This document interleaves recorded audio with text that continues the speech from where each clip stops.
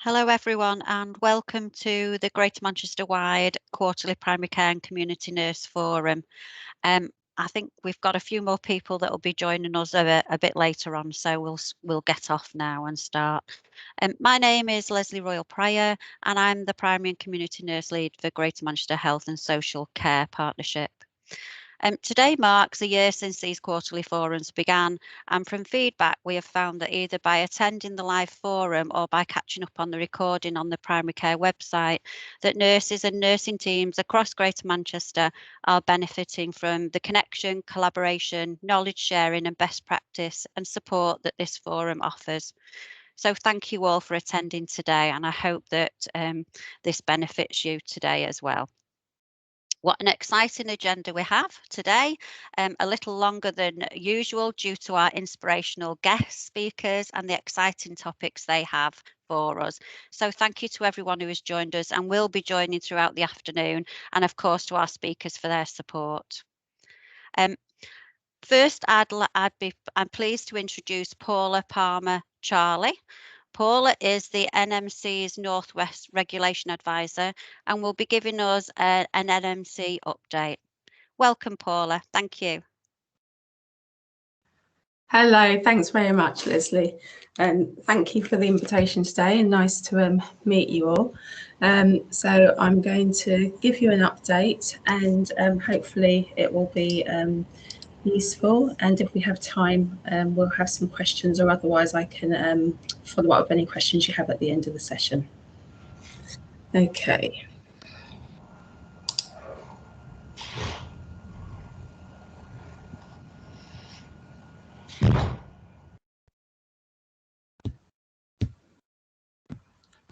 Right, so is everybody able to see my screen? Yes, Paula, we can. Okay, great, thank you. Okay, so I'll try and keep a check on the chat box. Okay, so I'm one of 12 regulation advisors from the Nursing and Midwifery Council, and we operate across the UK, as you know. I cover the Northwest region and the Isle of Man, and our role is primarily to support employers and liaise with them in terms of potential fitness to practice concerns, to advise and guide them as to whether the concerns are safe to manage effectively at local level in line with the normal procedures, or whether they meet our seriousness threshold and may need referring to the NMC. We also offer fitness to practice sessions for nurses, midwives and nursing associates, and we operate an advice line, and then again is to give advice about concerns and whether they need referral or they can be safely managed locally. Okay, so the NMC's 5-year strategy is regulate, support and influence. And regulation is, you know, on those rare occasions when things go wrong, we are trying more and more to be supportive of all of the professionals on our register, and making sure that we have the balance between those investigations as when they're necessary, but also in terms of promoting excellent practice and professionalism. And influencing, we're trying to make sure that we're working more collaboratively with our partners and various stakeholders to influence the matters that are important to you, and so that we can help support those common concerns and drive improvement. So our purpose is to promote and uphold the highest professional standards in nursing and midwifery to protect the public and inspire confidence in the professions. And our vision is safe, effective and kind nursing and midwifery practice, improving everyone's health and well-being, which is exactly what you will work hard to do on a daily basis. Okay, so I'm going to just quickly take you through our fitness to practice strategy, and this was launched in on the back of the consultation ensuring public safety and enabling professionalism. And the aim was that to move from that sort of punitive approach and perception that people had of us, so that we could be more person-centred and make sure that people had more confidence in us and the work that we were doing. So just to take you through this and explain, so prioritising local action is exactly what we're doing with our employers when we speak with them to understand what their concerns are and how we can support them to make the most appropriate decision about that. And again, that's through talking through the concerns and also ensuring that we're following our employer resource guidance. This will mean that more concerns will be managed locally and won't need to be referred to the NMC, or may need to be referred at a later stage of the process. Accounting for context is something that we're just doing in a more systematic way now. We've always done this, and I'm sure you're all pleased to hear that you know, when we talk about context, we're looking not only at the nurse, midwife or nursing associate themselves, but also the working environment and culture, learning, insight and remediation. And what's key to note is that we've seen that 90% of our referrals are closed with either no case to answer or no fitness to practice impairment. And so that remediation, that insight, that reflection is so key at all stages of the process, but especially at the early stages. And you'll see over time as well that we're moving from the term remediation to strengthening practice. And that's to make it a bit easier for people to understand, and also to make it clearer that we're looking at everything concerning whatever may have gone wrong if it's in a situation where something may have gone wrong. Enabling remediation.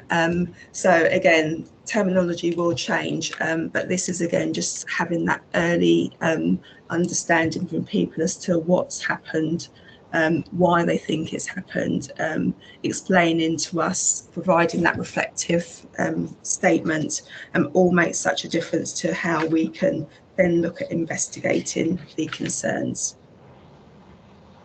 And we know that reflection is so important in just in terms of standing back and understanding, you know, questioning, you know, what happened today. You know, you are also skilled at reflecting, whether it's informally, you know, over a cup of tea with your colleagues, or whether it's in that formal way as we need it for example, revalidation, when those stages come. Best use of hearings. This is about making sure that with all of these aspects put together, that we are looking at the most serious of cases and using our expertise to deal with those ones. We can hold meetings in private, hearings are held in public. And if any of you are ever interested in attending a hearing, observing to see how it works, I'd really recommend it. It's a interesting process. Some people will say it's a stressful process, and we're trying to make sure that we are reducing that and also supporting people through the process. But what will happen is we will have a statement of a position of case, and we will use that to help inform the panel in terms of what we think the appropriate decision is. And reflective statements and information can be part of that process, which is useful for helping to shed some light onto the background. And this way, people will have less, I think, anxiety about the process. During COVID, we've actually been holding a lot of the hearings virtually. Some people have said that they find that much less stressful. I think because it takes away the formality, I think, for some, of actually being there physically and also not having to commute. Other people have fed back that actually they feel that it's not as easy to feel that they have the emotional support when it's virtual. So thank you, Leola. How do you get involved in watching cases? So I can email details for you afterwards so that you can contact the managers of the hearing centre and arrange to observe a case. So yeah, we find that some people like their more junior members of the team as well. So the fives to observe hearings so that they know what to expect if they're a witness, for example. And working with others, again, this is us working with our partners to just ensure that we are sharing information as appropriate in line with GDPR, hopefully reducing the burden on organisations when we're requesting for information, but making sure that we have that oversight and we can collectively support, again, those health and social care matters that are key to all of you. All of this is wrapped up in the NHS E&I's just culture, and so that we are always promoting that openness and honesty and integrity in terms of everything that you do with your practice. And again, right at the centre is better, safer care and all of the people. So whether it's the patient whose care may have been impacted, whether it's the nurse, midwife or nursing associate going through this process, or anybody else involved, witnesses, etc. The referrers, they don't refer lightly. It's a difficult decision and an unpleasant one on occasion. All of these people we're trying to provide support for. And we do have various support lines in place now for everybody. Their links are at the back of the presentation. We have an independent support line, which we have done in conjunction with victim support and our GMC colleagues. It's totally confidential and independent, and it's for anyone going through the fitness to practice care line. And then we have another line which is for those who are referrers, witnesses, etc. They won't discuss details of any of the cases, but they can provide emotional and practical support, and uptake has been very good so far. So I'd recommend advertising those to colleagues. Okay, so when we talk about fitness to practice, we are talking about 6 categories of impairment. So misconduct, lack of competence, criminal convictions and cautions, physical or mental health, lack of proficiency in English, and determination by other health and social care bodies. So I won't go through lots of examples, but I'm sure you're aware. So misconduct could be, for example, abuse to a patient. Lack of competence could be poor judgment, maybe lack of knowledge, or lack of escalation, maybe deteriorating patient, for example. Criminal convictions and cautions, so this is 23.2 of the code, and this again would cover various offences, sexual offences, hate crime. The key thing around this one is to remind people that in line with the code, if you are cautioned, charged, convicted, we would expect you to inform your employer and also to inform us, and the self-referral for that would be ideal. However, if a self-referral is not made, we would expect an employee to refer. And in this category, we're also seeing that there's quite sensitive discussions and decisions to be made when sometimes something happens in someone's personal life that may impact on their professional work. So say, for example, somebody or somebody's partner is abusing their children in their home, and they hold a safeguarding role at work, and they support the partner who's abusing the children, then we may need to consider what impact that may have on their decision making in the workplace, and we have had cases like that. Okay, we also investigate false certification, false declarations, and incorrect entries onto our register, and this is really treated, as all of them are, quite seriously, because this is about the integrity of our register. And just to mention as well that, you know, physical mental health cases, again, extremely difficult to handle because they're so sensitive. People may not be aware of their illness, may be in denial, may be concerned about their career, stigma, financial aspects, etc. And we're not talking here about things that can be managed locally and effectively, as many people do, but things that may be untreated or unsuccessfully treated, unacknowledged, etc., or maybe there's significant risk of relapse. Lack of proficiency in English, again, I think you'll be aware of this one. So it was brought in to support those nurses, midwives who were coming from overseas, although it's not only about overseas people, this can affect any of us. And again, it's not about simple things like, you know, spelling, unless obviously it was extreme to the extent that it impacted on information, maybe on a prescription and sharing information, etc. But all of these are things where there's ongoing concerns, and they're you're unable to manage them safely locally, you may need to consider a referral to the NMC.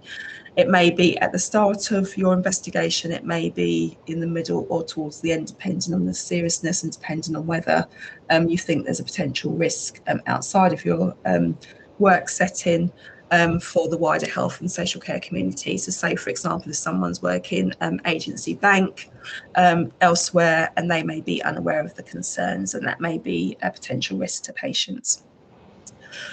We launched a Managing Concerns resource for employers earlier this year, and again, the link is there for you to have a look at if that would be useful. And it just takes you through sort of good principles of investigations and managing concerns. We produced this in consultation with several stakeholders, and it's not to replace any other guidance that is used locally. It's to support and also just to highlight that question of, is there potentially any fitness to practice concern whenever you're looking at other concerns in your work settings. Okay, so moving on to COVID-19 and general updates. So, you know, we totally appreciate, and hopefully some of you may have seen some of the messages that have come out from our Chief Executive, Andrew Sutcliffe, the ongoing pressures that you are all under in terms of the pandemic. And so there's a few things just to update you in terms of what we've been doing to try to support in just a very small way. So our temperature register is now only open to those who left between the 1st of March 2015 and 30th September 2021. There's no fixed closure date as yet. When the Secretary of State for Health tells us that the emergency, the pandemic is over, that is when we will know we can close the register, and we are liaising closely so that we're able to provide as much notice as possible. So I'm not sure if you have been using people from the temporary register, but hopefully that's been helping, especially now with the vaccine rollout. In terms of revalidation, extensions are available on request, and we do advise and suggest that if you're able to revalidate at your stipulated time, then please do so, not only because it's so important in terms of maintaining safety, but so that you don't have delays later when you're trying to do that. And also just to let you know that you still need to pay your annual fee as normal. But again, if you have exceptional circumstances, then please contact us about fee payments, etc. Overseas registration applications are still being processed. So that's really good. Not all our OSCE centres reopened last year. We established a COVID-19 hub, which the link is there. A lot of information for everybody from students to nursing associates, nurses, midwives there. And we've issued statements, so in consultation with, again, various stakeholders, looking at some of those really key issues in the early days last year, but also ongoing in terms of personal protective equipment and these. And we are continuing in terms of our quality assurance of education, implementation of our new standards and post-reg standards review. All of this work is ongoing, and I've included links for you so you can see further information as you need to. So just to move on here, we're really grateful to everybody on our register, and we know that a lot of students made some choices whether to stay on their programme as it was or to change and come and support in the clinical settings in terms of COVID. So thank you to all of you. We know that there are some concerns maybe that, you know, people feel maybe they're not ready to supervise students when they are newly qualified, and we understand those. And again, we would say any concerns at all that you think would cause a risk, that's you would flag that with your managers, but we hope that you feel that you will be ready to supervise students and look at what training or support you may need to do that when you get to that stage. Any advice that's needed for students, then again, there's some links here. We've got webinar recordings, Q&A. Your university can help support, and Health Education England information's here as well in terms of recovery. Okay, so a lot of people have been asking about, COVID and professional standards code. What does it mean? What we can say is the code always applies throughout any situation. But what we are doing is just to sort of remind people of some of the key parts of the code that really come into play during COVID. We know that you're working in unprecedented, exceptional circumstances. We will look at any case that's referred to as case by case. We've taken into account the context, which is so crucial at this stage. And these are just the parts of section 1 that really help to prioritise people and make sure, and I know that you're all doing this all the time, so it's just a reminder there.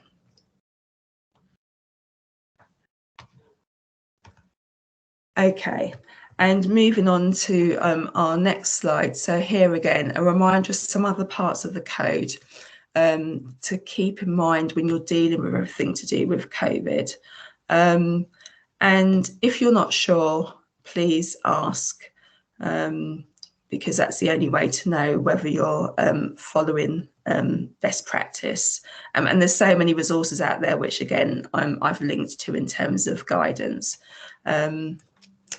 But we appreciate that you may have to make some difficult decisions, but as long as you can justify those decisions and they're documented, then we can take those into account if there is a need for any fitness to practice concerns. And we hope that these ones also support you looking after yourselves. Okay, so we know that some people may have different views in terms of administering the vaccine and the code. This is what we're highlighting, making sure you have the right knowledge and skills, acting within the law and balancing the best interests of people, and also respecting people's rights to accept or decline the vaccine. Sorry, just a minute. Oh, go back. Yeah, there we go. Sorry. So in terms of COVID-19 or flu vaccine administration, obviously coming now into winter season, and the flu vaccine administration plus the booster vaccines, student nurses, midwives, again, we will just emphasise that you operate in line with the standards of your proficiency. So, whether you're a health visitor, a community midwife, etc., occupational health nurse, again, it's just all about operating the standards of proficiency, and again referring to Public Health England's guidance, which of course we at the NMC support. Vaccine and your personal views. So you're all aware that the code states that we need to make sure we don't share our views and opinions in an appropriate way to either colleagues or to patients. And again, this is something that there's been quite a few high profile things in the media around people who have been through NMC processes because of the views they've expressed and the way they've expressed them, and which have raised concerns and to some degree fear with patients. So this is just a reminder about putting the interests of those first, and how you express your views is really important to consider. The code makes it clear again about vaccines for health and care staff, about taking responsibility and precautions. We understand that people are patients in their own right and have their own opinions about the vaccine and the pandemic. And however, all we do is ask you to just consider how you operate clinically whilst having those views. Okay, and so I think we're all aware that vaccinations are mandatory for care home staff, and the Department of Health and Social Care is having a consultation about whether to make it mandatory for people in other settings. We have responded to that, and we will be looking forward to contributing to that consultation. So again, this is just that information there. And moving towards the end now, sorry if I've run over time. So caring with confidence, the code in action. So we put this in place last year, and this was just to break down the code to make it a bit more user friendly. Each of these segments are 3 minutes each, and it's to try and help people have more information and illustrate the code in practice and give you confidence in terms of some of those really difficult decisions that you're making day to day. So I'd really recommend watching those and maybe also sharing those with colleagues if you're in any sort of learning sessions sort of thing. And lastly, just to emphasise again, your well-being, here are some links. I know that you've got a session on well-being and you have Shiny Mind in place, but we can't emphasise enough that we really want to try and support with well-being as well, although I know that we carry out regulation and fitness to practice. And here are some NMC resources with various links for you there. If you need anything else, let me know. And thank you very much for your time and for listening. And I hope that overview has been useful. Oh, thanks so much, Paula, for having us for coming along today. I think it's really important that if we do get a chance to go to or listen to a hearing, it really does make you think about what we should be doing. So, Paula, do we link in with you to go to hearings? Yeah, you can link in with me and I'll put you in the right direction. That's absolutely fine. Oh, that's brilliant. Thank you. Has anybody got any questions that they want to ask Paula? We'll send all the links out that Paula's put on today. But thank you very much, Paula, for coming along today. That's okay. Thanks very much for having me. I hope the rest Paula. of the day goes well. Oh, thank you. I think Okay. Leslie's going to come on next. Is that right, Leslie? Or have you abandoned me again? Oh, she turned her sound off.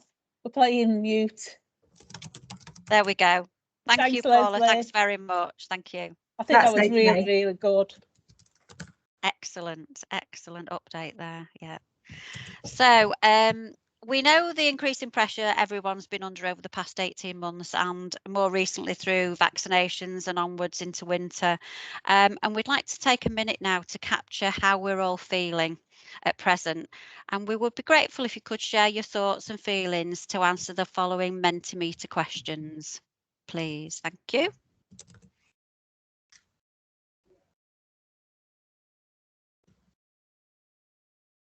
Leslie, just being a little bit thick as I am, being old and grey, do we just go on the link and put the code in? You certainly do. Sorry, Moira. Should I give some more instruction there? Yeah. So just go on the code and put the code in and just put how you're feeling today. Sorry to interrupt. You just need to go to www.menti.com and then add the code in there. So you can see the code at the top. Can we put the code? Oh, yes. Thanks, Dawn. I'm going to put it in. The code is 98429707. Well, I sound like one of those when they're giving out the phone numbers for the charity programs. Please call 98429707. And donate 50p to Dawn's charity. Yeah.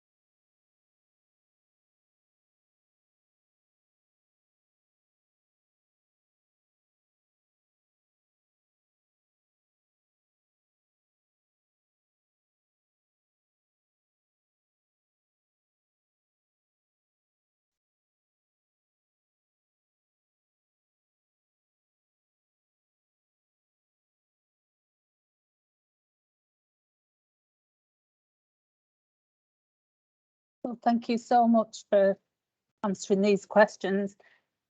It's made me quite sad, really. Leslie, sorry, is there anything we can do to support this? Because I think, yeah, I could cry with these I know. responses. We really thought that you were struggling, but this is, Not, you not can to see this from your, degree. Not this no, you degree. can see from your colleagues just how everybody's feeling. We have got something, and it's never been more important, as we know, to look after our mental health. So continuing on the wellbeing theme from previous forums that we've done, I'm delighted to be able to share a fantastic supportive wellbeing and resilience opportunity with you today for all the nurses and nursing teams across primary care in Greater Manchester. And I'm really, really pleased to introduce Rebecca Howard. Rebecca's a leadership psychotherapist, an exec coach, CEO and founder of Shiny Mind. Welcome back. Thank you.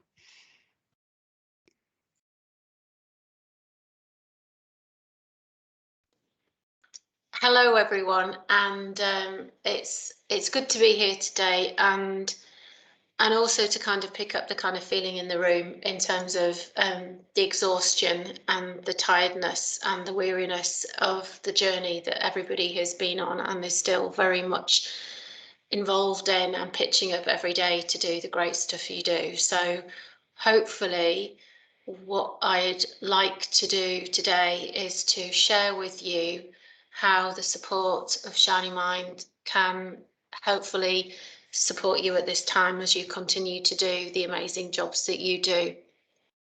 And the session that we've got planned is to help you understand a bit more about how Shiny Mind can indeed provide that help to yourself and support, but also how it can actually help your colleagues as well. And also to sort of walk you through what's on the app and the story of why it was created and how it was created with the NHS, so that you can then actually sort of understand how it can help you. And also what we're going to aim to do as well is to give you, we're going to look at kind of our thoughts and our mindset as well to help us understand a bit more about how we can help ourselves be well and actually deal with everything that you're facing today. So you've got an understanding of actually the resources that are actually on the app. So if that's our journey today, let's just take a moment, because, you know, the reason we're here, and just having seen some of those comments in the chat boxes, how things are for you, is that we can't pour from an empty cup. And it has been such a long time, this whole process, 18 months. And the reality in the room is that for many people, their cups are going to feel quite empty. And, you know, different levels for different people. Some people will feel they're doing all right. And then other people might feel like it's getting empty, it's getting harder, and it's more tiring and exhausting to do this. And actually, if you turn the cup over, for some people, there'll be hardly anything left in that cup.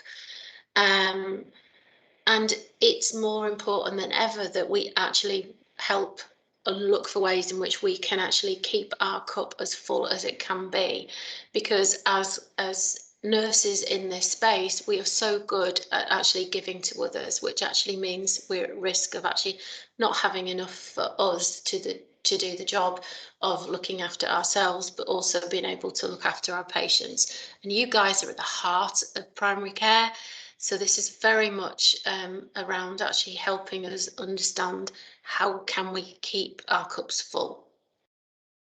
And that has been my kind of journey for the last 5 years in being a psychotherapist, and also working with the NHS to actually develop Shiny Mind, which I'm here to kind of share with you today. And the reason that we started this journey is that 5 years ago, my view around psychotherapy as being a psychotherapist was that psychotherapy can help so many people because it helps them understand themselves and helps them understand their relationship with themselves, and that's the most important one any of us will have in a lifetime, is a relationship with their own mind and body. But it's the one that the one that we don't do sometimes so well, and when we find ourselves in like long stretches of difficulty, it's the one that can actually be really difficult.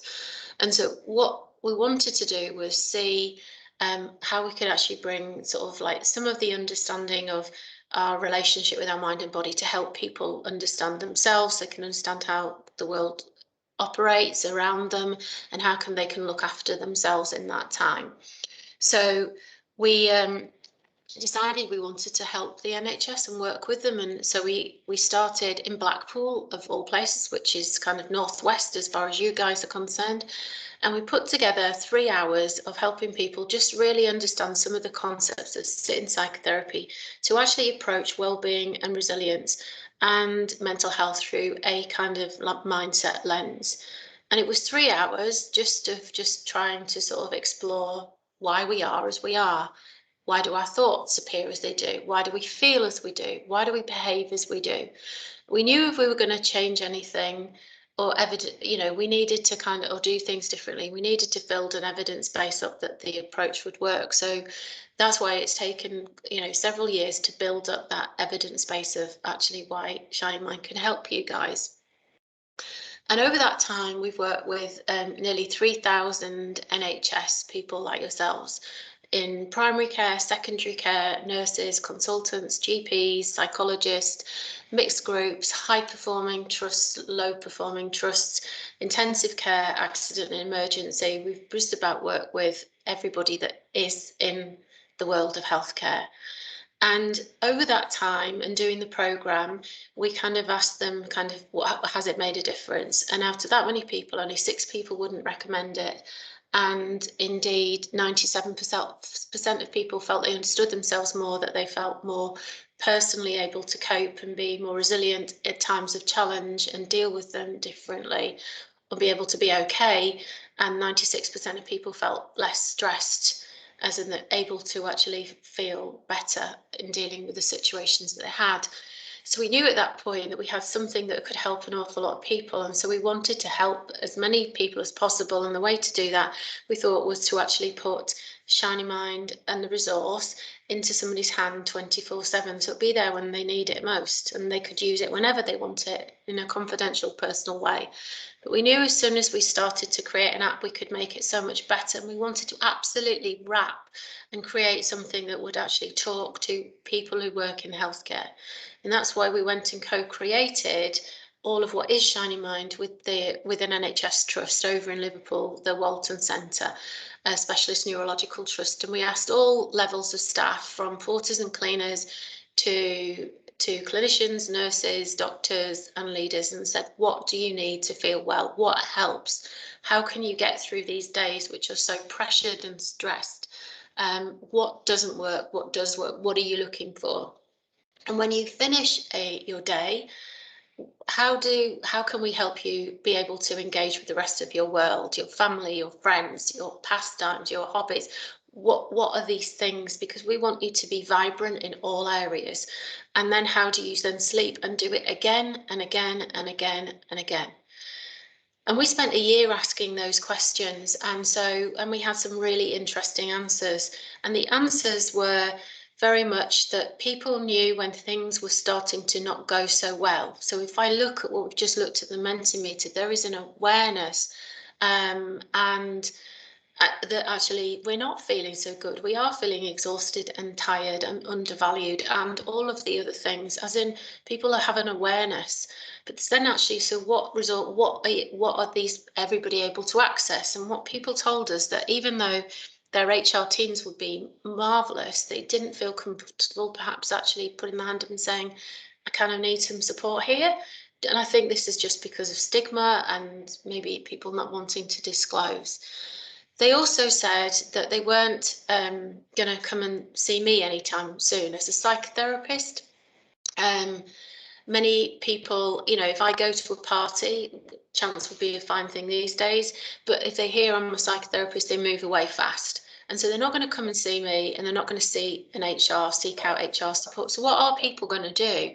And what we found was people were going to try and self-sort. They would they would actually find themselves in an app store looking for something, anything that would actually help them in that moment to feel better with whatever was they were coping with at that time.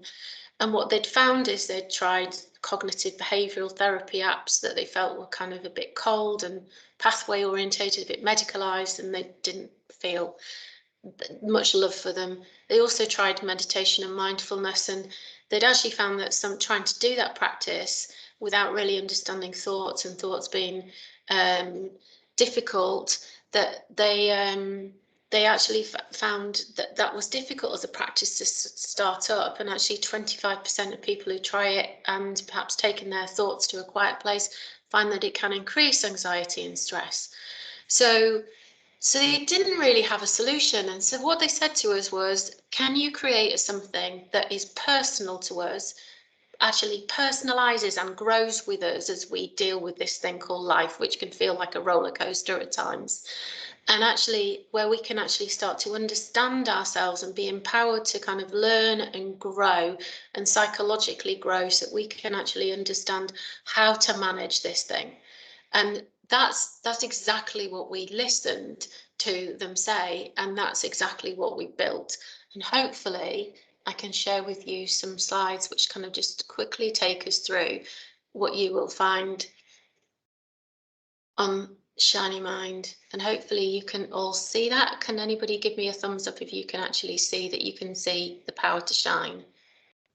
Yes, we can, Bex. Yeah, thank you, Leslie. What people wanted was the ability to be able to be empowered to shine, to actually take control back, to have choice when the world feels like out of control. And, you know, William James, who was the father of psychology, said the most important weapon any of us have as humans against stress is the ability to choose one thought over another, which is brilliant if we can actually understand our thoughts. The reality is that we spend more time learning how to drive than learning how to think. We never get to understand this bit unless you've been to psychotherapy. Kind of none of us do this. We don't even do this as kids or teenagers. So that's what we did. We built out a resource that is absolutely unique and individual to you, that is full of 100+ interactive exercises, which you'll find in the masterclass area. And what these exercises do is help you just really understand yourself. You interact with it, and therefore you actually learn and grow, and it actually helps us become more curious about what's going on and actually empowered to actually deal with the situations we find ourselves and enable us to actually feel better. So in the masterclass area, you have got things that will, like masterclasses on stress, abilities and techniques to be able to actually kind of create calm. We have got sleep on there, because if sleep goes, then we all kind of go downhill really quickly.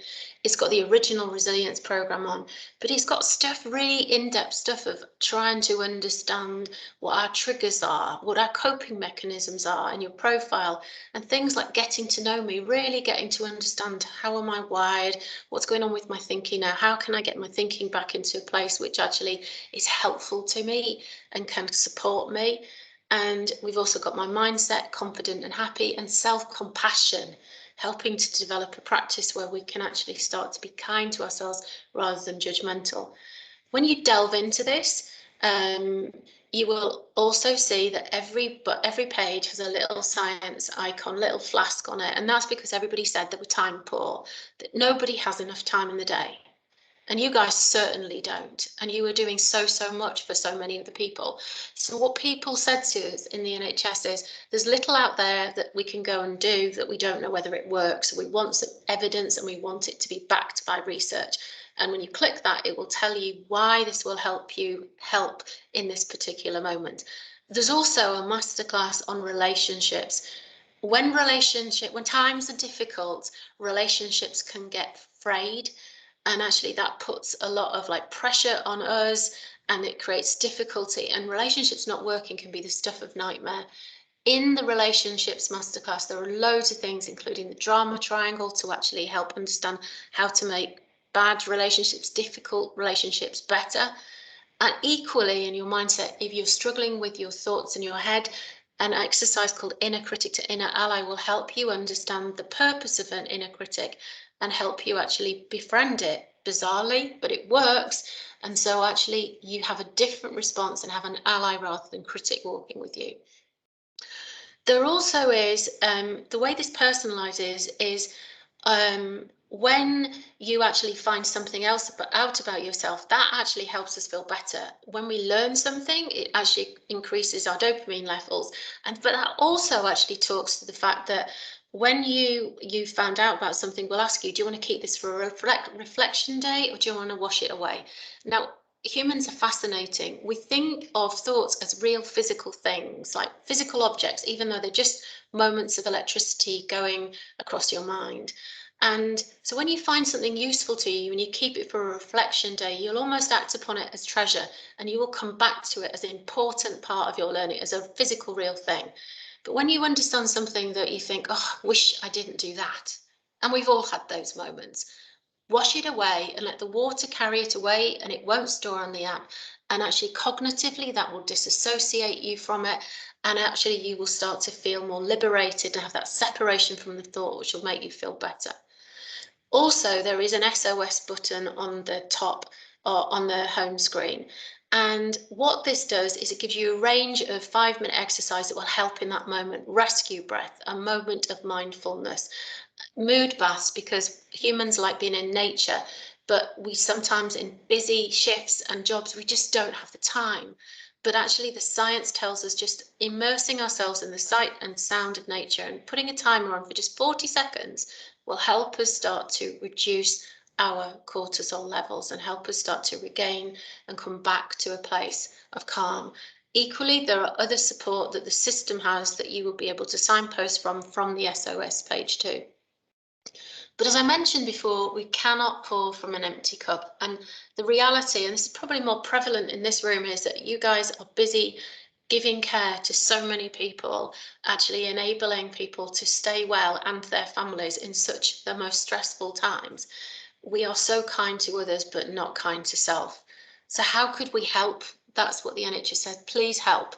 So we created a 5-minute, 5-step activity called the Daily Shine. And this is something that appears on your home screen when you open it. You don't have to actually do it if you don't want to. Some people use it when they're having a run of bad days just to keep themselves as well as they can be. It's a simple 5-step thing. It starts by asking you, tell us how you feel, then tell us what that emotion is, and then actually write down about it. Now, why is this important? Well, a lot of us, we move on autopilot and we experience thoughts and emotions just quickly throughout the day without having the time to just work out what's going on for us, and to help kind of give ourselves some control back and some choice about how we look after ourselves.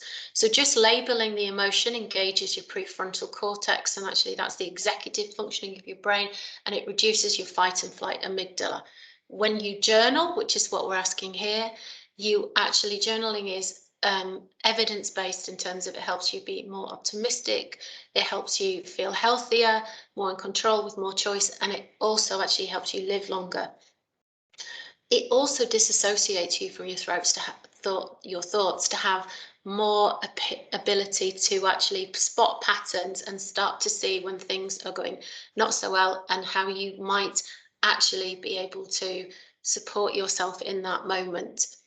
It then moves on to give you a breathing exercise to actually increase calm in that moment, which is only 30 seconds. And then it looks at gratitude, because gratitude and sharing and looking for the tiny bits, even on the worst days, can actually help us to actually feel better.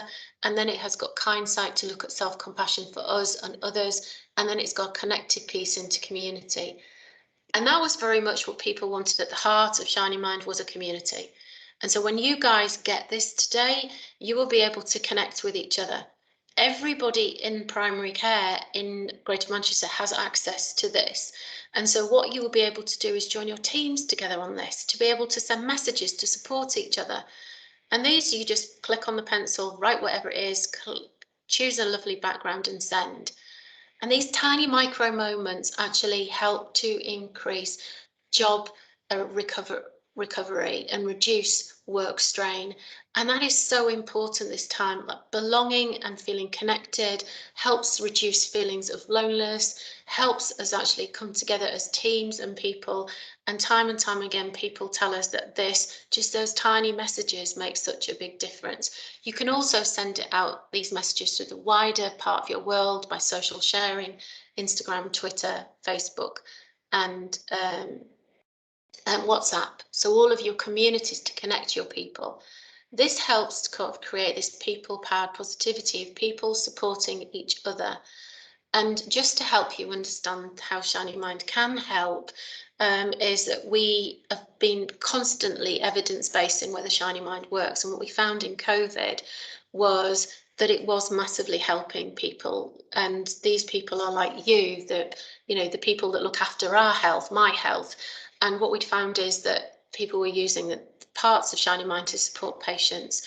And actually, then we were asked to do clinician-led trials, and we've just got proof of concept for cycle 1, as you can see here, and we're now helping people to understand how this might actually go out to patients as a wellbeing prescription. App retention rates are how people decide whether an app is any good or not, and this helps you understand that after 30 days, Shiny Mind compared to the competition is actually doing really well at 64%. And that's because it's interacting with you. It's building up as your resources. It works with your photographs. You can create albums. And the reason for that is if you just simply look at photos and create albums, it gives you a mood boost of 11% in the moment, whereas alcohol and chocolate, I'm afraid, guys, make no difference at all. This evidence-first approach that we've done to become a trusted partner is because we believe every mind is precious, and that way of working has enabled us to achieve proven innovation, and has been showcased by the NHS Innovation Agency over in the North West Coast as being now having enough evidence by an expert panel to actually help people. And rather than taking my word for it, this is just some feedback that we have got around Shiny Mind and how it's helped, and hopefully that will give you some understanding of how this might support at this time. And I think one of my favourite comments that I think ever's been made around the app is that people have felt that it is a hug in an app, that it understands us and it builds us ours.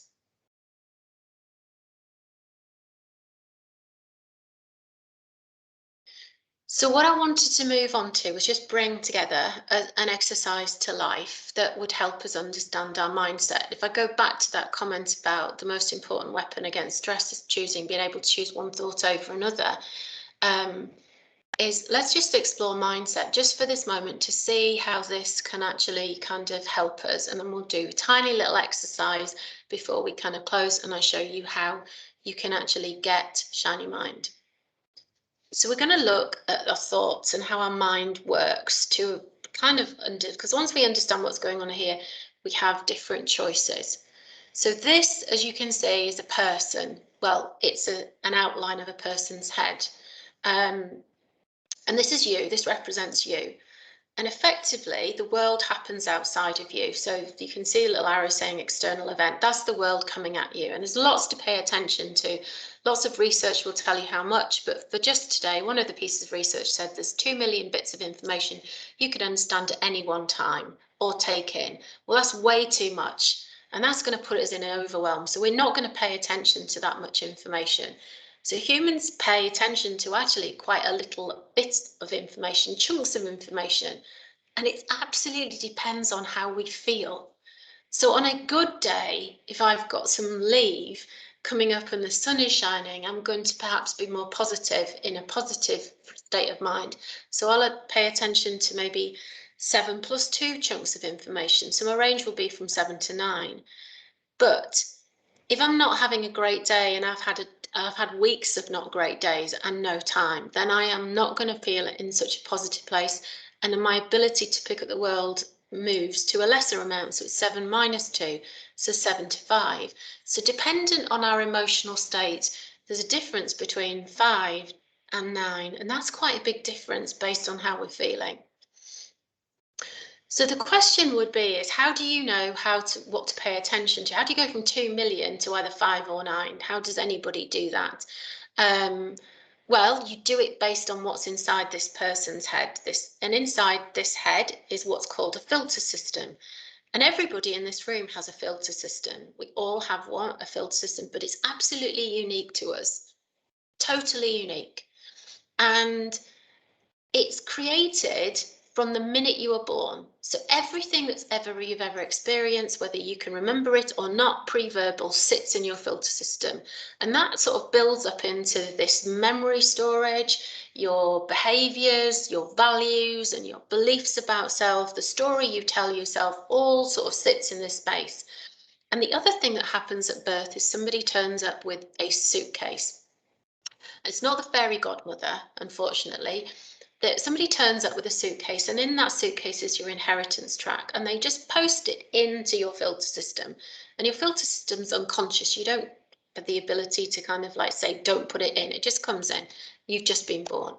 And what's in the inheritance track is everything that your norms of your family have created before you even arrived. And so this is perhaps your culture. It may be your politics. It may be the things you say about the family and what your family can do and what your family can't do.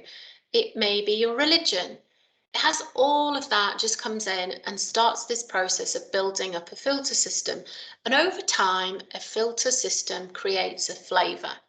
Now, we can have positive flavours. I'm a great clinician. I care about my patients. I'm a great mum, sister, brother, son, daughter. All of these things are great filters, and they're to be encouraged. But we also can over time create negative filters, and actually when times are difficult, those negative filters become the norm of the story we tell ourselves, the feeling that we experience. The more negative ones can become more noticeable when times are hard and we feel exhausted and tired. Okay, so they're the ones to pay attention to. So let me give you some examples of what those filters might be, those filter flavours. Well, you may well have seen them out there in the world when you've looked at others. Glass half full flavour is more positive, but glass half empty is more negative as a filter flavour. Then we have other ones like, it's down to me and only me. I have to be strong. It has to be perfect. There's no one else other than me. And perhaps, and one that's very, very common in people, humans, is I'm not good enough. At whatever level, there's a comment that goes, I'm not enough.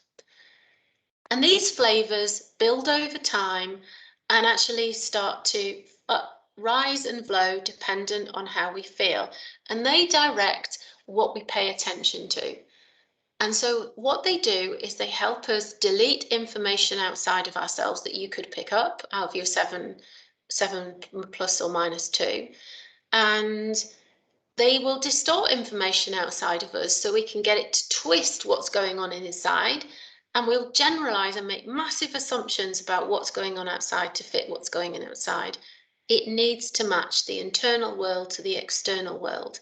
And once we've done that, we can then represent it to ourselves in an internal representation. So you see the arrow come out the back of this person. And this is because you see the world, you pick it up based on how good or bad you're feeling.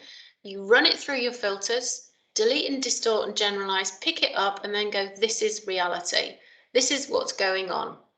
It's representing the world to yourself, but internally to you. That's where your inner voice lives as well. That's what you think reality is, but that's not reality. And why do I say that? Well, there was a really amazing guy called Alfred Korzybski, who is the guy that kind of like is a psychologist, a philosopher, and he talks about we're all spin doctors. We're all spinning reality to suit ourselves all the time. So what does he mean by that? Well, he means that what you consider reality is what you've picked up, bearing in mind how you felt and flowing it through your filter system. What the other person who's experienced the same event as you isn't going to have the same filter system. They're going to filter differently. Therefore, what they consider to be happening is not going to be the same as you. And this is why when you have maybe sat with others in the past who've gone through the same experience, whether they are colleagues or friends or family members, whoever they are, what this means is that you may well find as they recall what they have experienced doesn't match up to your version of what went on. So much so that we can actually say to them, what, really, were you there? And we cannot get it to match. This is mindset creation in action. They have something else. They've seen something else. Now, as soon as you get an internal representation, what you consider your reality to be, you get a feeling, which is where it's a state, an emotional feeling, a state. That can happen really quickly, automatically, almost as if it's on autopilot. And then you get, from your emotional state, you then get everything else. You get your behavior, your results, your leadership, your communication. All of that comes from a state place, an emotional place. And it also leaks into your physiology. And as clinicians, I don't need to tell you that if we are scared or upset, you will see it come out in our physiology. It all links. So how, if we consider that actually we're all creating reality or experiencing reality different to other people all the time, how does this help us? Well, it's based on what we're paying attention to in the filter system. So let us just play through this mindset model, a filter, and let's see what changes when we change the filter inside ourselves.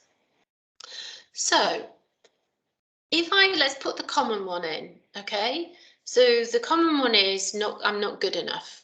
And so if I have that filter flavor and it's rising, I'm having several days of things just not going well, feeling totally overwhelmed, and actually maybe that nagging kind of filter flavor is back.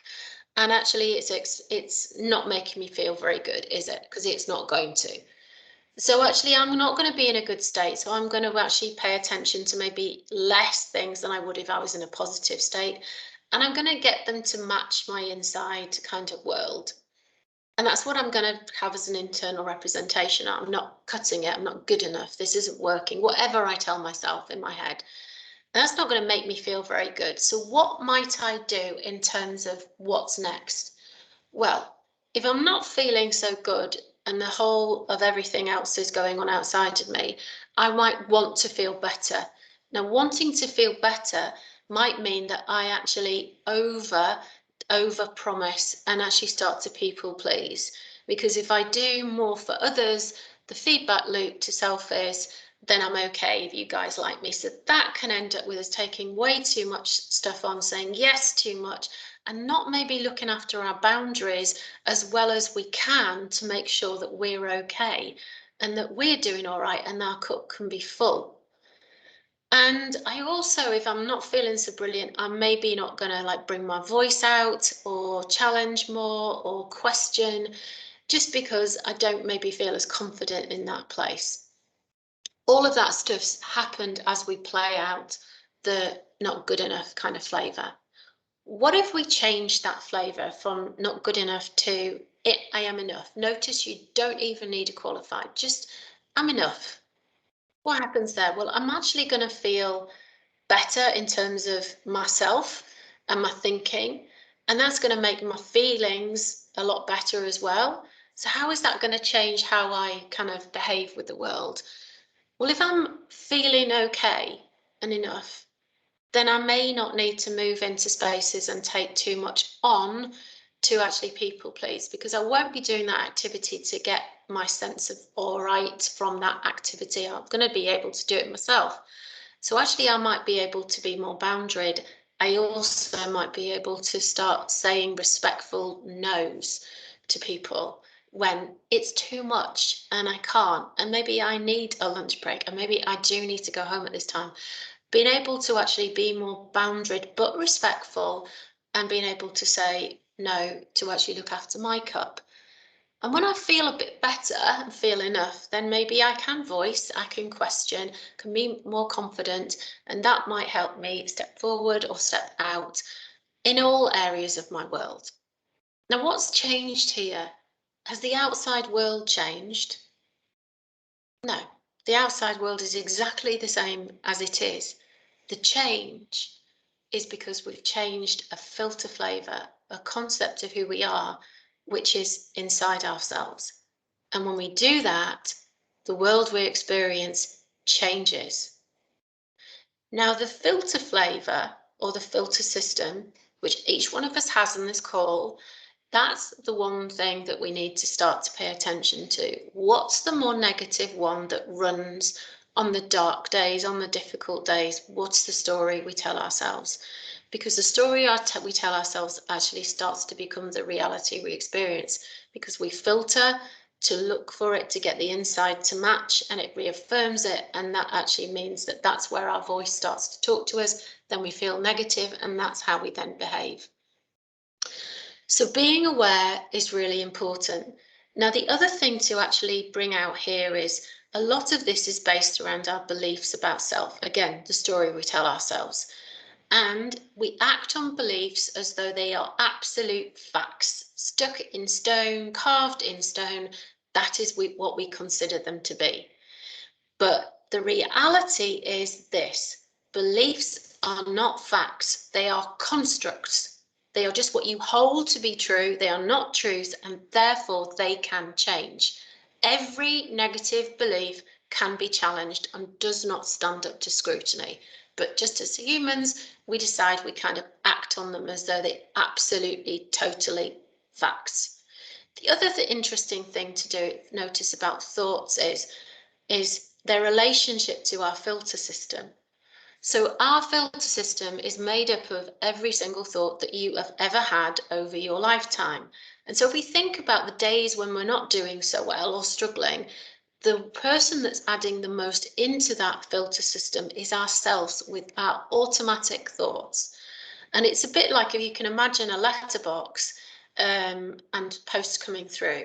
Every day we post and can, when things are difficult, post negative thoughts about self into our filter system, and it builds over time. So what I want us to really understand today is nobody has control over our thoughts other than ourselves. Okay, I can't make you think anything. We have control over our thoughts, and starting to understand we have more control than we realize can help us when things get tough. So that's what I will want to kind of explore with you with a tiny little exercise we're going to do. And the difference here is when we realize, well, okay, so if I'm in control of my thoughts, I might be doing this negative repeating thought pattern when things are difficult, but I can change it. We start to go, oh, well, that sounds a whole load better. That's maybe where the magic happens. But as soon as we get to that space, a little thought can come up, which is your unconscious mind, which may well tell you, well, you've done it for a long time. It's difficult. And they'll give you loads of excuses. All that is doing is trying to bring you back to your comfort zone and keep you stuck, because it's easier to just do autopilot than it is to have the awareness to challenge your filter system and to start to change those thoughts. Okay? So let's do an exercise to just help us tease that out, okay, which I'm going to want us all to do at this moment in time. I talk about comfort zones. Comfort zones are where our unconscious negative narrative just likes to sit and play out the same old tune every day of the week, right? But we do that because this thought pattern is just like, we've done it for a long time, we're quite used to it, it's well worn, and actually it doesn't take an awful lot of effort. It is indeed slipper thinking. But the thing is, these slippers, because you've been doing this perhaps negative reaffirming of thoughts about self, negative narrative for so long, that these slippers are actually really, well, threadbare. They're probably rough around the edges. They're probably a bit dirty maybe. And actually they may even smell, God forbid, but they may, okay? Because we've been wearing them and tromping through life and we put them on day in, day out. So this is slipper thinking.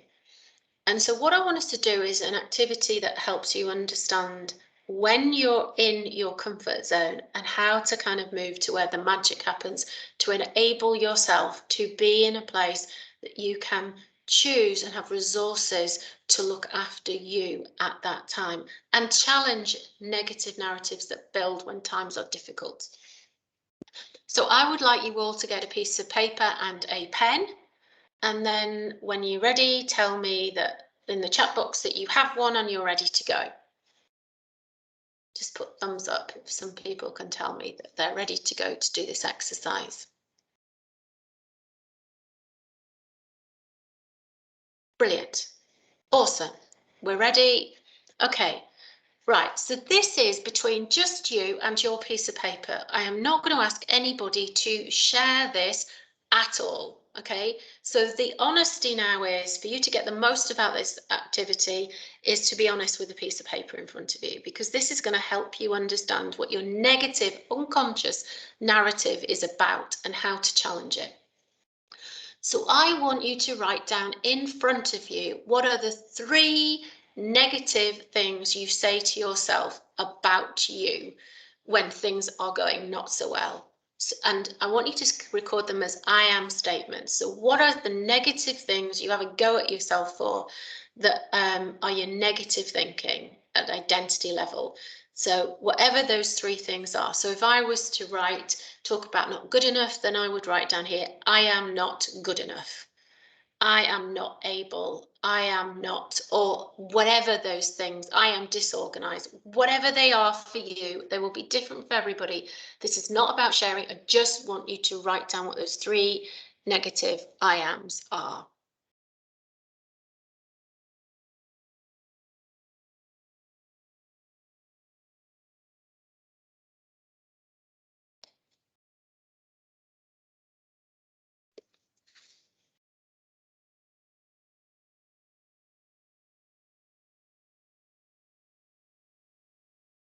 Okay.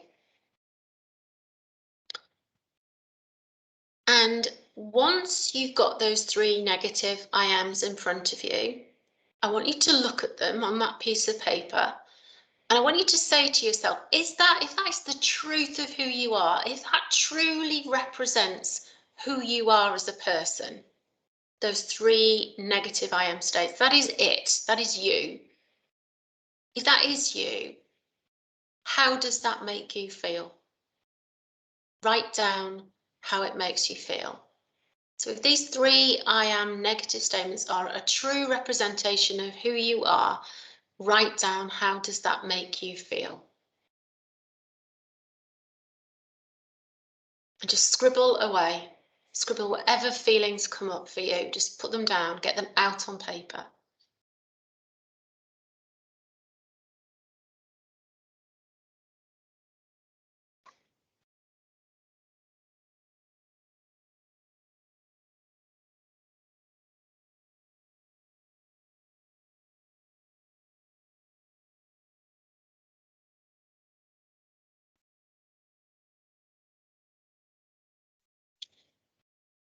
Now, as you can see on your paper, those feelings that come up for you when you sit and look at those 3 I am statements and think that is you. Now for the next part of the question. So if those 3 I ams that you've written down are you, and it makes you feel like that, when you look at how you feel, I just want you to write down, when you feel like that, what do you then do? What kind of things do you do when you feel like that? And just write whatever comes to mind.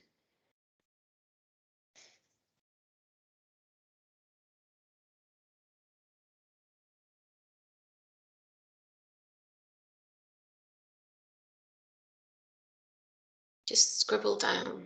What do you then do when you feel like that? What kind of things do you end up doing? And as you capture what things you end up doing, also then write down, and what things do you stop doing when you feel like that?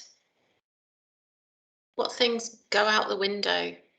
What do you stop doing when you feel like that?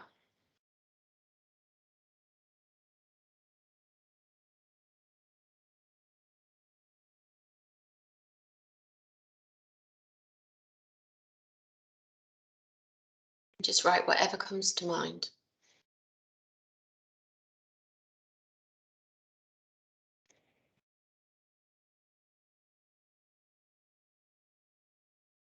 Now you have in front of you your slipper thinking.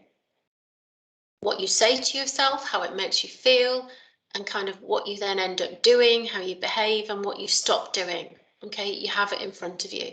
So what I want everybody to do is I just want us to kind of step out of that slipper thinking. I want to stand up, if everybody can stand up, and kind of almost turn around and shake that off. Shake those slippers and that negative thinking off. Just give it a good shake away. Let it go. And then what I want us to do after you've shaken it off is sit down again.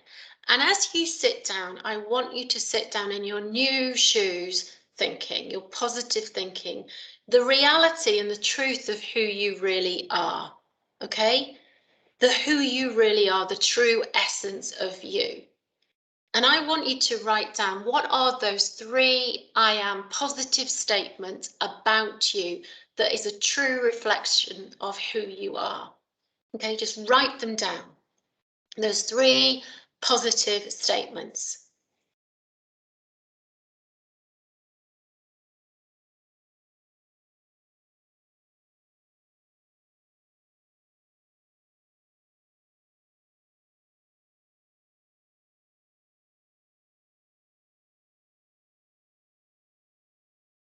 And once you've got those statements, I want you to look at those 3 things you've just captured. And actually, this is the truth of who you are. So I want you to really look at those 3 things and go, if that is who you are, and indeed it is, okay, and you really anchor into owning those 3 positive I ams, how does that make you feel? How do you feel then? And just scribble down how that makes you feel.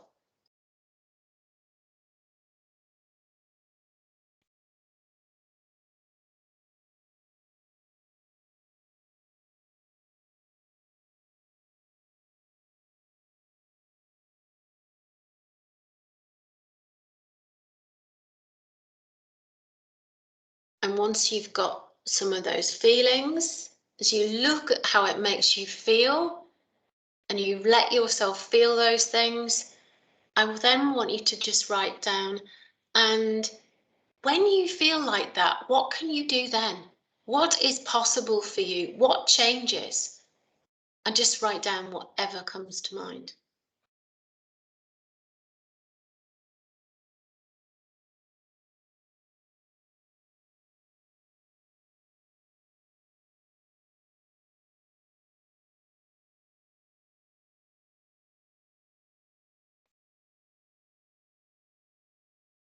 Just scribble away.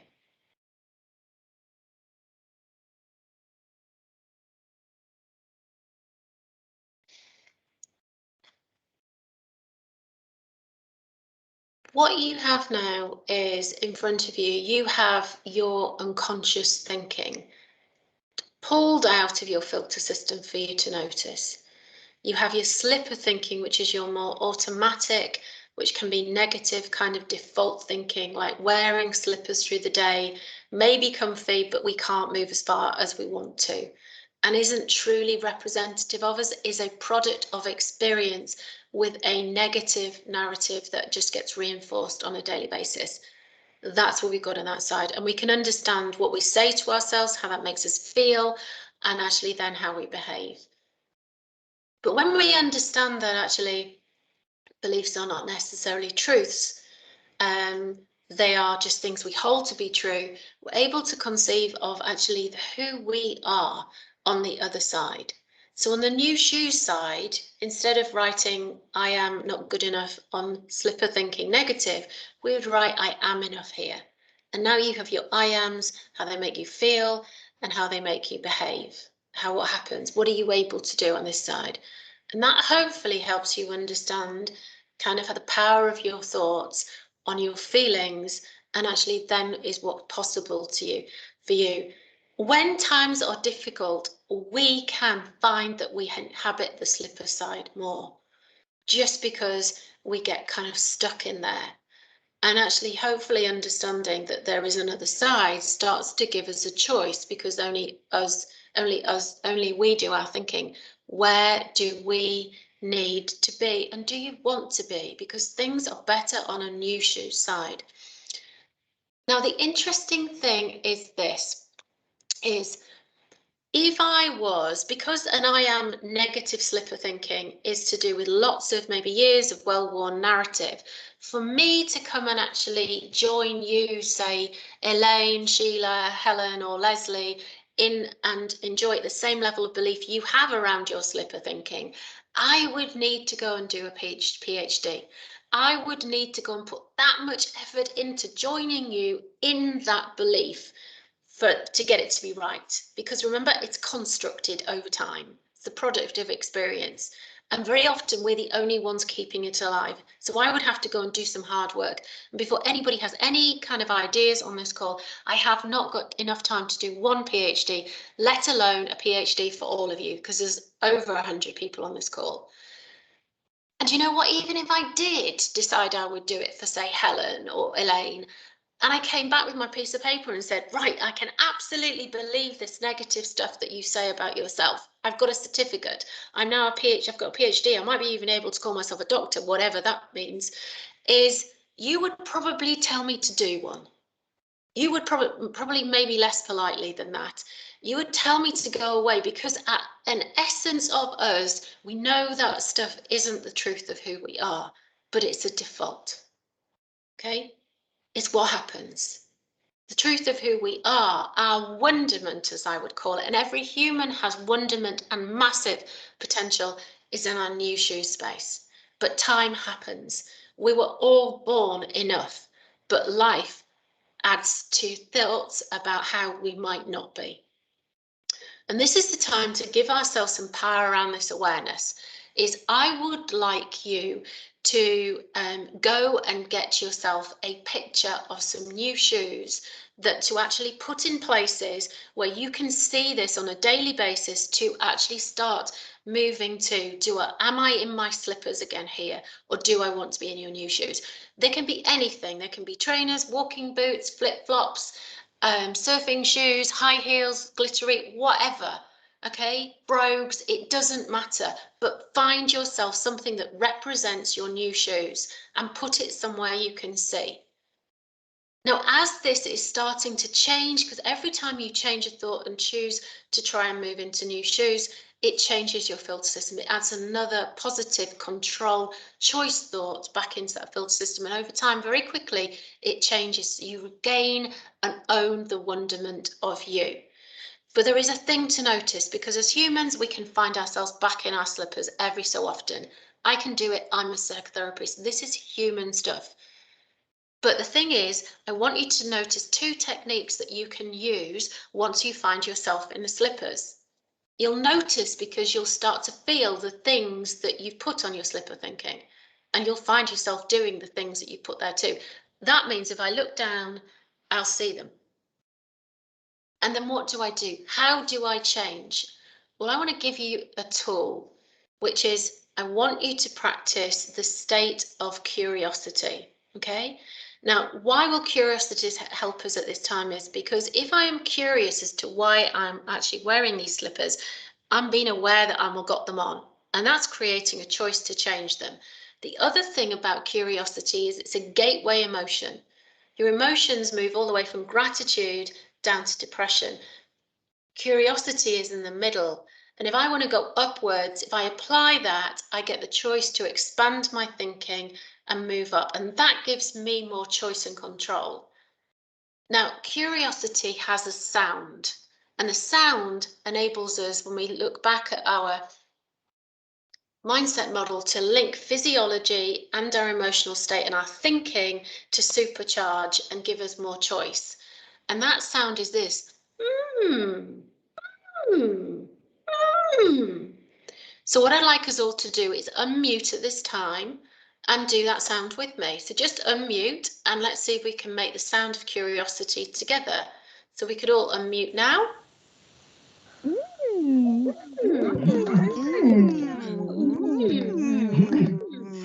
You see, you absolutely can do this, guys. And that enables, just that sound enables our thinking and our state and our emotions to change, which means I can choose to be aware I'm in slippers and take them off. So a bad day becomes a bit more manageable, that I can move more towards a new shoes position. If I don't employ curiosity at this time, what comes next takes us down that emotional ladder, okay, to experience worse states. And that emotion, if it's not curiosity, is usually judgment. Now, judgment equally has a sound, and that is, ugh, or, ugh, why is this happening? Ugh. Now, I'd like to unmute and just check that we can all do this sound. I think we can, but I just want us all to unmute now and do that sound of judgment. Absolutely, we can so do that as well, and that will take us down, because that's applying a negative emotion which will move us down. Being aware of where we are emotionally helps us understand how we can move up that ladder. Use curiosity to actually find yourself out, enable yourself to move out of slippers into new shoes, to give yourself choice. The exercise around creating your mindset is on the app.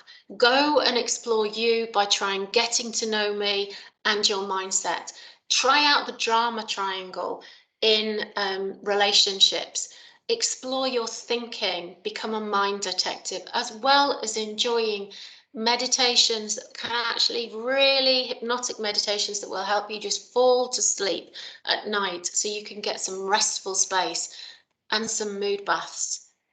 The app is available to all you guys and your teams. There are 100+ of you on the call today. We're going to email out to you a welcome link with the ability to choose for yourself whether you want to download the app and try it, or indeed, if you don't and it's not for you, then leave it. But if you do try it, think of your friends and colleagues you work with. They may not be here today, but actually when heads go down and people feel tired and exhausted, they start withdrawing. There is a community function on this app which allows you to connect and support each other, to build that community of supportive, compassionate practice with each other. Tell your colleagues. If you want to email us at hello@shinymind.co.uk, we can upload a whole practice for you, and you can tell them about it. So absolutely, please go and share, share, and share.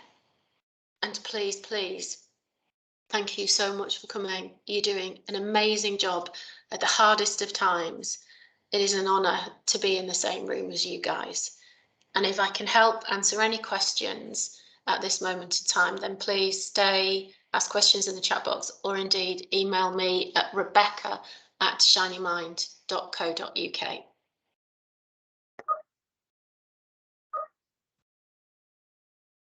Thanks, Bex, for that. I've got my nice new shiny shoes on now, and I'm going to be positive after I was quite upset. Sorry about that, everybody, after all your thoughts in the chat box. But thank you, Rebecca, for coming along and putting a positive stint on it. I think we've now got the IMS and Vax team. What we'll do, we'll collate all the questions. There was quite a few in the chat, and we'll send them across, and then we'll put the answers to send them out to everybody, if that's all right with you, Bex. That's absolutely fine. Thank you so much, Maura and Leslie, for asking me to come. Thank you so much for you guys and what you do. If anybody really wants to commit to their new shoes, go find them and send me a picture of them. I love receiving pictures of people's new shoes. So it's terrible from a shopping perspective, but do share, because actually then you've committed to noticing and owning the wonderment that you have, because so many of you in the room have wonderful potential and massive wonderment, and you're looking after so many people at the moment. So big thanks for everything you're doing. Oh, thanks. It'd be great to see everybody's shiny shoes at the end. Over to you, Leslie. Thank you. Take Thanks. care. Thanks, Beck. Thanks very much. That was an excellent session then. Hope everybody signs up to the app as well, and more beyond them. Thank you. Thanks once again. So now we're going to move on to the screening team. As always, a warm welcome to both Sarah Jones and Sarah Cadell. And today they're discussing COVID and flu. Thank you. I've not taken myself off mute. I'll put, oh, hold on, I'll put my camera on. I'll just share my slides. I'm going to lose all my. This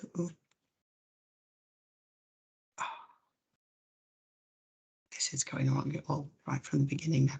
Just hold on one second.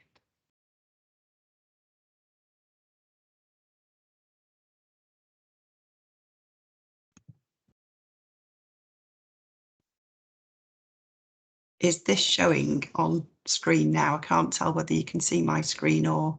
Yes, we It can, is, yes, Sarah. Sarah. Yeah, okay, right. I thought it was all going to go terribly wrong because I didn't want to do the next slide thing. So I thought I'll do it myself and then it's all going horribly wrong. Right, so I won't be able to see any chat while we're going along, but I'm sorry, I'm going to have to bring you down in mood from that fantastic presentation we've just had and introduce Flu to this proceedings. And I just wanted to make sure that we're all on the same page really with responsibilities for the programme, and I don't want to put a downer on this session really, but because it's been so positive, so I want to bring you shiny shoes to Flu if we can possibly do that. So it's just to, I thought we'd just go on to children first, because this seems to be the thing that causes most of the problems or most of the queries into our inquiry line. So it's just to reinforce really the responsibilities for the GPs and for the school-aged children, to just make it clear, or as clear as I can. So if they are healthy children aged 2 or 3, so they're aged 2 or 3 on the 31st of August 2021, it's the GP's responsibility. A practice responsibility. If the child turns 4 on the 1st of September onwards, they're still the responsibility of the GP because they were 3 on the 31st of August. Now, if a child turns 2 after the 1st of September, they're not eligible. Anybody who's at risk, or any children at risk, 6 months to 18 years, are the responsibility of the GP. For school-aged children, the responsibility of IntraHealth to vaccinate. So this includes all school-aged children, whether they're homeschooled or if they're being held back from starting reception. If the child misses the vaccination at school, they should be signposted to IntraHealth for details of when the catch-ups will be held. Now, every GP practice in GM should have received a poster from IntraHealth for displaying your practice with all their contact details on. So if they haven't, then it's that number, the 0333 number, to contact them, and just make sure that number's up in reception, because they're going to be the ones who are going to be receiving the queries from the parents when their children have missed the school, because schools are quite, we're finding out that they're telling them just contact your GP. So that it's not IntraHealth who are telling them that, it's the school who are not clear on the procedures. So if your reception staff have got that number to hand, at least they can ring direct to IntraHealth and find out when the catch-ups are going to be held. Right, this is going to be the tricky thing now. So it's which vaccines are to be given to children. So the LIIV is the most effective for the children who are 2 to 8 under 18 years. QIVE can be used if there's a medical condition or a medical contraindication to LIIV. For example, if they're under 2 in an at-risk group, or if the child comes in and they're wheezy that day. For children aged 2 to 3, if the parents object to the contents for whatever reason, if it's the gelatin for whatever reason, then they can have QIVC. And QIVC can be given to children at risk whose parents object to the contents as well, or if they're contraindicated to LIIV. QIVC for healthy school-aged children whose parents object will be given this QIVC by IntraHealth. They'll probably be given it in a clinic outside of school, just because they'll need the parents there to help them. So it just to reinforce really, no school-aged children should be vaccinated by a GP unless they fall into one of the at-risk groups. At-risk children can be vaccinated either at school or by the GP. It just depends if their school's not going to be visited and they are at risk until like December or something, then they can be vaccinated, and you will be paid for vaccinating at-risk children. If they are healthy school-aged children, then it's not, you're not going to get paid for them.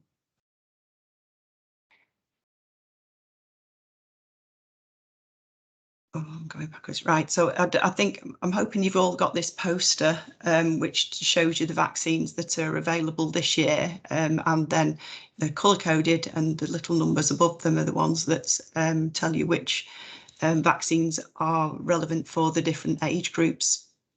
So if you can display this in your practice, there's a link at the top of the page there to say where you get this poster from, but it's just to highlight the different vaccines that are available and that should be given to the different cohorts of people. So I'm just going to go on to some of the incidents that we receive in on the inquiry line relating to flu vaccination. So it's just, please ensure your vaccinators are always aware of the right vaccines for the age groups, and if that little poster can help, please use it. If the patients are over 65, they can only have a QIV, QIV-C or QIV-R. They're not to be given QIV-E. If the patient's aged 18 to 64 in the at-risk groups, QIV-C or QIV-R are the recommended vaccines, and QIV-E is only to be given if they're not available. Children under 2 are not to be given LIAV, and QIV-E is the recommended vaccine if they're over 6 months. We do see quite a few incidents coming in where they're giving the vaccine goes out of date because LIAV has quite a short shelf life. So please just order appropriate for your expected delivery of the programme. You can order weekly, and your ordering is only limited, but it's limited to 70% of your at-risk and 2s and 3s. You can organise an increase in the amount of vaccine that you receive as a one-off if you're holding a clinic, if you're expecting a lot of children. I'm not sure whether lots of children will be coming in all at once at the moment, but I've put a link there for the help desk at Inform if you want to order extra vaccines over and above what you're actually allocated, but just make sure you do it in good time, order before your cut-off date, and it's only going to be by exception only that these vaccine deliveries will be increased. Cold chain. We've already had a number of cold chain incidents this year with flu stock that's been affected. And this is in addition to the regular cold chain incidents that we've received. I've just put on there the cost of the vaccines that have been lost in the last 3 months, and it is excluding any loss to a power cut because that's just completely beyond anybody's control. But in order to make sure that your vaccine is safe, it's just to try and get every member of the staff aware of the cold chain policy. And the importance of maintaining that cold chain. Now, I know that practice nurses are responsible probably for ordering vaccine, delivering vaccine.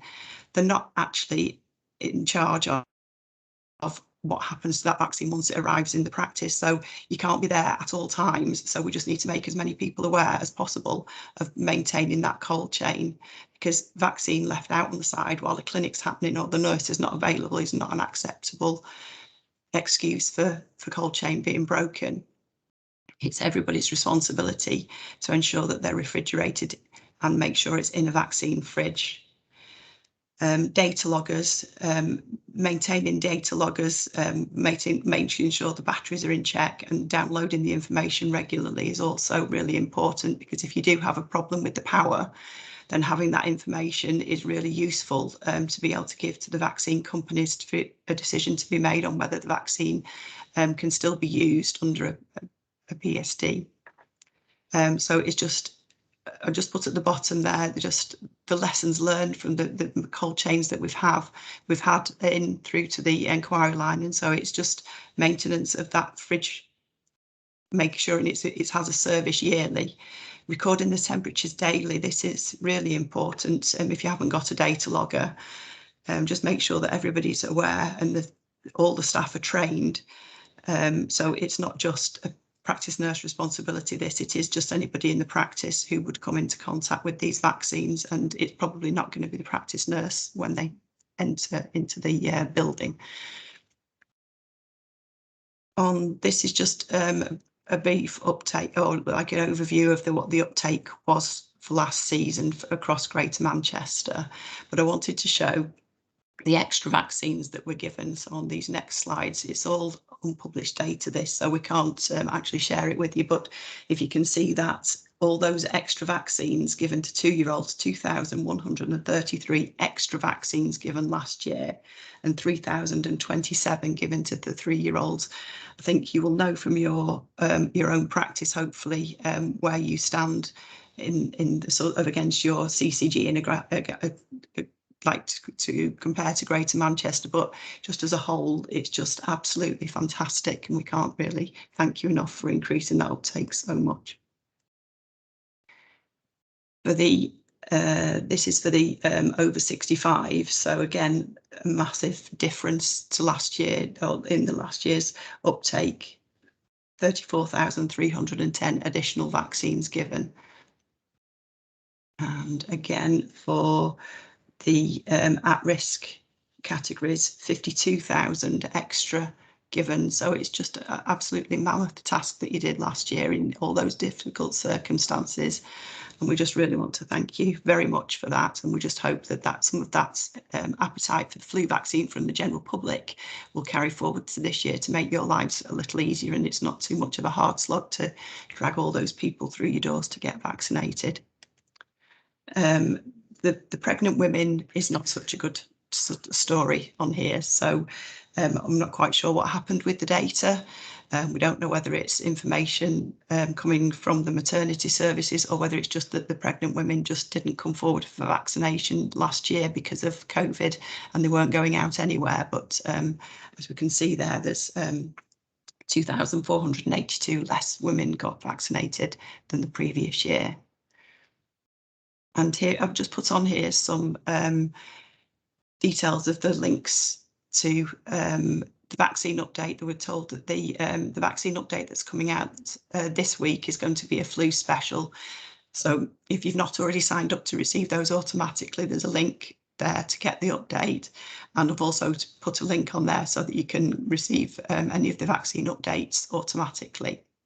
Now, the next one is a link to the influenza vaccination information for healthcare professionals. And this is what we use mostly on the inquiry line to inform our responses to you when you query anything with us. So I'm just thinking, if you don't get any hold of any other information, that one has a lot of information that will be hopefully very useful to you.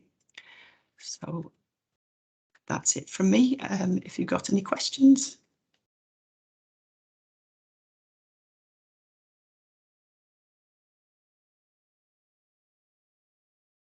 You're on mute, Sarah.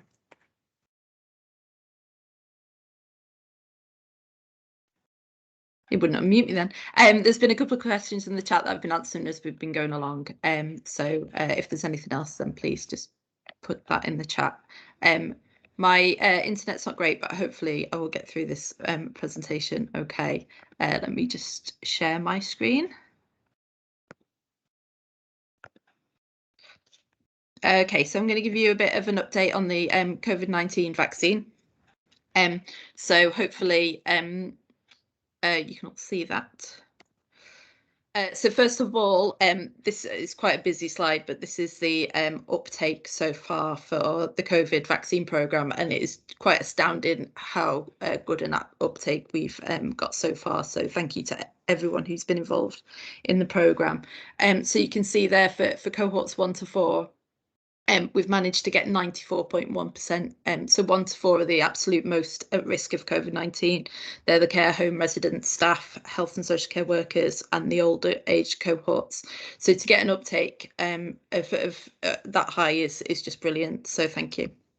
And then you can see here across the bottom, this is all the cohorts. So the ones at the bottom are red are the newer cohorts, really, that we've had less time to vaccinate, but also where there might be a bit less appetite for the vaccine because they're not as at risk as the older cohorts. But in Greater Manchester, we've given nearly 4 million COVID vaccines. So that's brilliant. So thank you to everybody.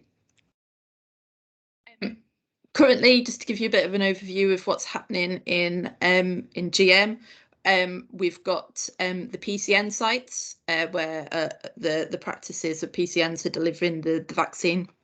We've got 33 community pharmacies where people can get the vaccine, 14 hospital hubs, and our MassVax site, which is based at the Etihad. So there's lots of choice for patients to go to. So people are receiving invitations at the moment for their booster vaccines. There's a couple of ways of accessing that. So there's a booking link on the letter where you can book online, and that mainly gives the MassVax sites, some of the hospital hubs and the community pharmacies, or patients can wait to be invited by their GP, and that would be for the PCN sites. So although we've got great uptake, there is still disparity and inequalities within the groups. So if you can see this graph, the 1 to 5 across the top refers to the indices of deprivation, so 5 being the least deprived and 1 being the most deprived. So we can see here that across the board, the most deprived areas have the lowest uptake, and that's reflected in all ethnicities. So white British people within the least deprived areas still have significantly lower uptake than in the least deprived, and that is reflected across the board. And areas have been doing so much work to try and address some of these inequalities, which are, there's a huge number of reasons for this. So again, thank you for the work that everyone's doing on really trying to target those different communities. And these are some of the barriers. So this is a Greater Manchester survey that's been carried out over the last year, really on a monthly basis, to see people's attitudes around vaccination. And as you can see, the biggest reason is that people feel that the rollout's been too quick, and that they don't think it's a safe vaccine. Across the world now, we've had literally billions of people have been vaccinated against COVID-19. So we do know what the risks of the vaccine are, and there are a few small rare risks that obviously we're all aware of. But so far it's been shown to be a very safe and effective vaccine. So at the moment, the programmes that are being rolled out, 12 to 15. So for young people aged 12 to 15, if they're at risk, so if they fall into an at-risk category, such as having diabetes or learning disabilities or neurological diseases, they can be offered vaccine. They should be offered 2 doses of the vaccine, and that can be done through the local PCN sites. Healthy 12 to 15 children should be offered through the schools programme, which has started to roll out. So you'll be aware in your areas, some of you might be involved, that the school nurses are working their way through the schools in each of the areas to offer the vaccine. And currently for children who aren't in an at-risk category, we're just offering 1 dose of the vaccine. So at the moment, if children aren't in an at-risk category, they can't be offered it at the local vaccine sites or the PCN sites. That may change in the future, but currently it's just a school-based offer. So for children and young people, Pfizer is the recommended vaccine, and it's been given across the world to children and young people. In America, there's been over 8 million doses given to over to 12 to 18-year-olds, and again, we found it to be safe and effective. There's again 1 dose is recommended for under 18s unless they're in an at-risk category. That does include as well household contacts of immunosuppressed people, or anyone who may be 17 or maybe even 16 and volunteering in a hospital or a care home. They can have 2 doses. So you may have seen there's a rare risk of myocarditis and pericarditis in young people, and that's mainly after dose 2, and it's generally mild, and young people recover from that. The risk of getting myocarditis from the vaccine is much, much lower than the risk of getting it from COVID-19 infection. So although it is a risk, it is very, very rare, and it is more commonly seen in infection than with the vaccine. And there is a link there that I can put in the chat if people are interested for the information for healthcare professionals on that. So there's lots of barriers to uptake with the 12 and 15-year-olds, and I think there's a lot of misinformation for parents. A lot of information going around on social media. People have lots of questions about the vaccine. Do the child need the vaccine if the illness isn't that severe in children? If they've already had COVID-19, do they need the vaccine? Will there be side effects?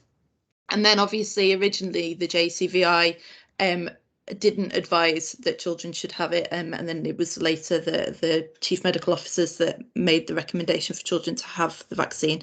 So it's important to remember the JCVI didn't advise against it. They did say there was a benefit, but just that benefit was fairly small. And that benefit was just to the child, whereas the chief medical officer have looked at the wider picture, looked at potential transmission in school, looked at people's having time off school and all the disruption that it's caused, and they've concluded that it is beneficial for children and young people to have. So everyone does have the option of having it. In terms of previous COVID-19 infection, we don't know how long antibodies from a COVID-19 infection lasts. So we do recommend that people still have the vaccine, even if they've been infected previously, just to kind of boost that immunity and give a more longer lasting protection. So another group that we're rolling out at the moment is immunocompromised patients. So patients with certain health conditions or medications that mean they have immunosuppression are now offered 3 doses of their primary course. So this is different to the 3rd dose that's being given to everyone as the booster. So this is 3 primary vaccinations.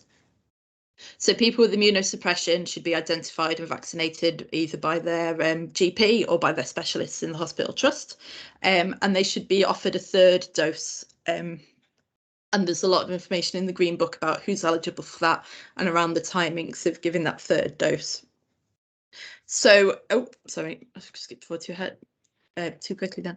So for these patients, their schedule will now be the 1st dose, 8-week gap, 2nd dose, 8-week gap, 3rd dose, and then 6-month gap to potentially have a booster later next year. But we don't have the details of the booster for this cohort confirmed yet. But this is slightly different from the booster dose. It's a 3rd primary dose. So the booster programme that I've talked about. So the booster is being offered to everyone in cohorts 1 to 9, and just a little reminder of who those were on the side there.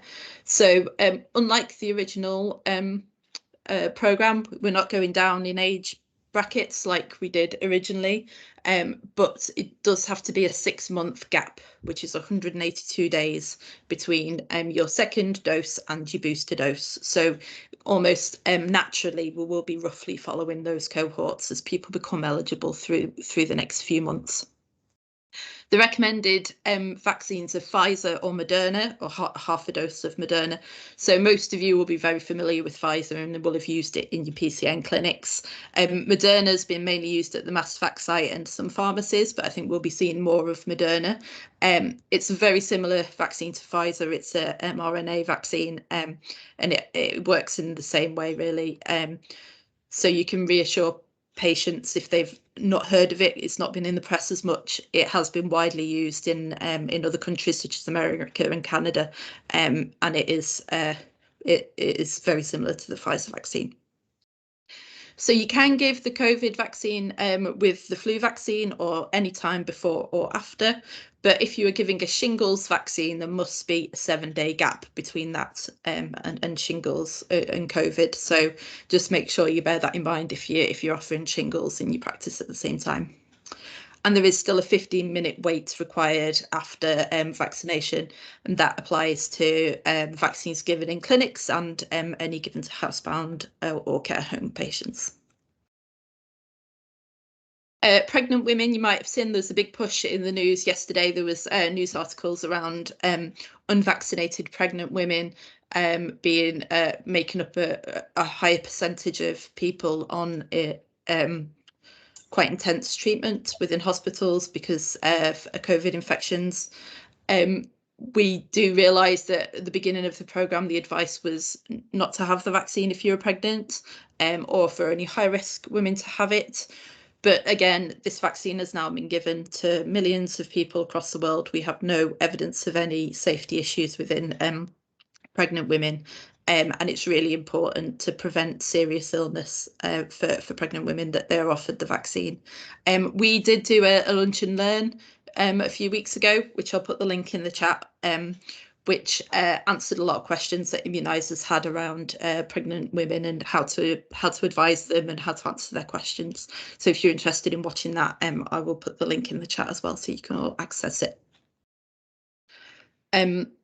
Pregnant women are currently recommended for a booster, so they're not specified as a group for the booster unless they fall into one of the original cohorts. So if they're a health and social care worker, or if they have any at-risk conditions, then they can have the booster.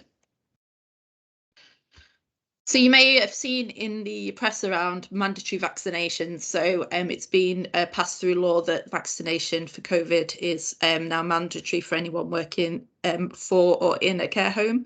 So that includes external healthcare professionals who might be visiting the care home. And that comes into force from 11th of November. So currently this is just for the first two primary doses, and it's just for COVID. It's possible in the future that that might be extended to the booster doses or to flu, but at the moment that's all it covers.